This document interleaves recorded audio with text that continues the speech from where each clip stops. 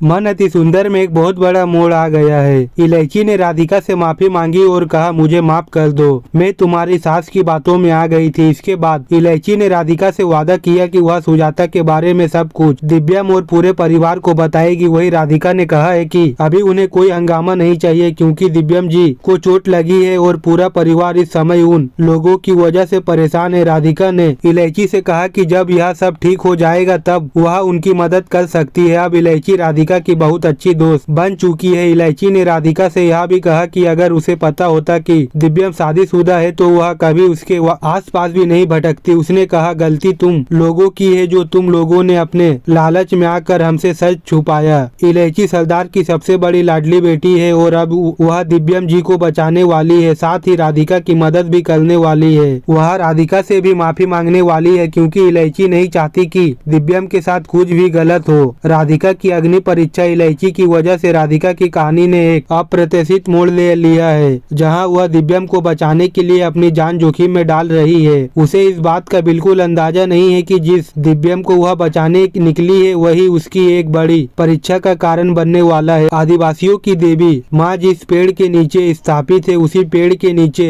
राधिका को एक बलि देनी है। भीड़ बंडा यह है कि दिव्यम को उसी पेड़ से बांध कर रखा गया है। दिव्यम के हाथ और मुंह पूरी तरह से बंधे हुए हैं जिससे वह हिल डुल नहीं सकता और न ही कुछ बोल सकता है। राधिका इस बात से अनजान है कि दिव्यम वही मौजूद है। वह बस यही सोच रही है कि अगर उसने आदिवासियों की बात नहीं मानी तो वह दिव्यम को नुकसान पहुंचा सकते हैं, इसलिए वह दिव्यम की जान बचाने के लिए बलि देने को तैयार हो जाती है। आदिवासी सरदार राधिका के हाथों में एक तेज धार वाला गड़सा थमा देते हैं जिससे बलि दी जानी है। राधिका अपनी पूरी हिम्मत जुटाकर बलि चढ़ाने के लिए तैयार हो जाती है क्योंकि आदिवासियों का मानना है कि देवी माँ उसी के अंदर है और उसे ही बलि देनी होगी। जैसे ही राधिका उस गड़से से वार करने वाली होती है तभी उसकी नजर पेड़ के पीछे पड़े दिव्यम पर पड़ती है। एक पल की भी देरी दिव्यम के लिए घातक सिद्ध हो सकती थी और उसका सिर धड़ से अलग हो जाता। यह मानो भगवान भोलेनाथ की कृपा थी कि राधिका को सही समय पर दिव्यम दिख गया। वह तुरंत अपने हाथों से तेज धार वाला गड़सा फेंक देती है। अगर ऐसा न होता तो आज राधिका के साथ एक बहुत बड़ी अनहोनी हो जाती।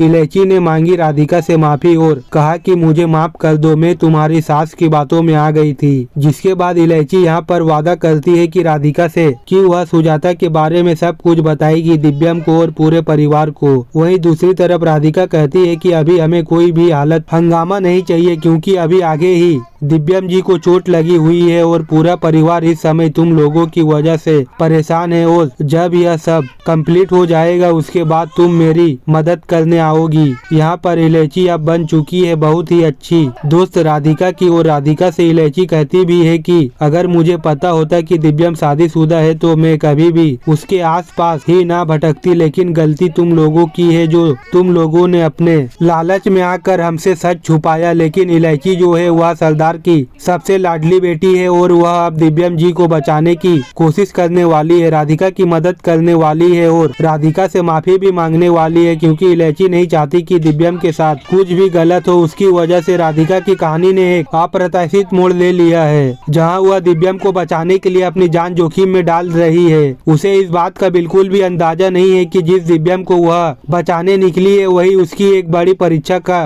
कारण बनने वाला है। आदिवासियों की देवी माँ जिस पेड़ के नीचे स्थापित है उसी पेड़ के नीचे राधिका को एक बलि देनी है। भिंड बना यह है कि दिव्यम को उसी पेड़ से बांध कर रखा गया है। दिव्यम के हाथ और पैर पूरी तरह से बंधे हुए हैं और मुंह में एक कपड़ा दे दिया गया है जिससे वह हिल डुल नहीं सकता और ना ही कुछ बोल सकता है।